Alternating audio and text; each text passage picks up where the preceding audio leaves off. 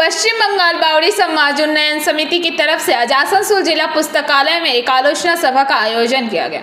यहाँ पर अनुसूचित जाति और अनुसूचित जनजाति वर्ग के लोगों के विकास को लेकर चर्चा हुई। इस मौके पर वक्ताओं ने कहा कि अनुसूचित जाति और अनुसूचित जनजाति वर्ग के लोगों के विकास के लिए लंबे समय से आंदोलन किया जा रहा है, लेकिन अभी तक उनका उतना विकास नहीं हुआ है जितना होना चाहिए था। उन्होंने कहा कि बावड़ी समाज के द्वारा लगातार आंदोलन किए जाने की वजह से सरकार द्वारा उन्हें कल्चरल बोर्ड दिया गया, लेकिन देखा जा रहा है कि वह भी नाकाफी है और अनुसूचित जाति और अनुसूचित जनजाति वर्ग के लोगों के विकास के लिए और भी ज्यादा कार्य करने की आवश्यकता है।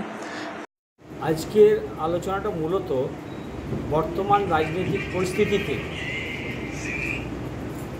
এসসি তথা এসসিদের মধ্যে বাউরি সমাজের যে এমন একটা পরিস্থিতিতে পড়ে গেছে যে তাদের যে সার্বিক উন্নয়নটা যে দরকার এবং যেটা আশা করেছিলাম সরকারের কাছ থেকে সেটা কিন্তু আমরা এখনো পর্যন্ত ঠিকমতো পাচ্ছি না।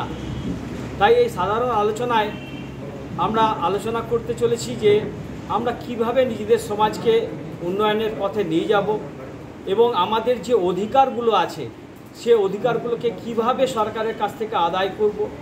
আপনারা দেখেছেন বিগত দিনের আন্দোলনের ফলে সরকার আমাদেরকে কালচারাল বোর্ড ঘোষণা করে দিয়েছেন, কিন্তু আমরা বর্তমানে গিয়ে লক্ষ্য করলাম যে কালচারাল বোর্ডটা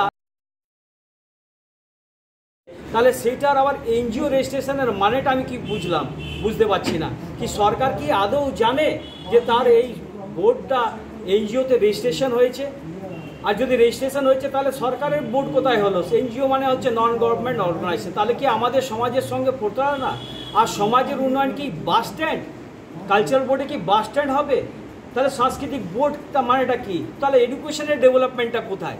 আমরা এই জায়গায় একটা হতাশায় পড়ে গেছি। বর্তমানে আপনারা দেখেছেন বিভিন্ন জায়গায় জালি সার্টিফিকেট তৈরি হচ্ছে এসসিদের।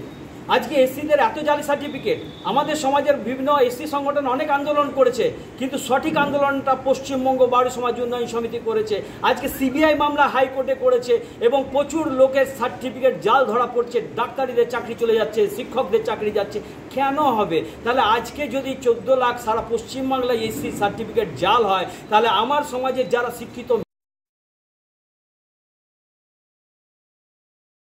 आसनसोल से बिजू मंडल की रिपोर्ट, पीवीटीवी न्यूज। नियमित अपडेट एवं दुनिया भर की ताज़ा खबरों के लिए हमारे फेसबुक पेज को फॉलो एवं यूट्यूब चैनल को सब्सक्राइब करें।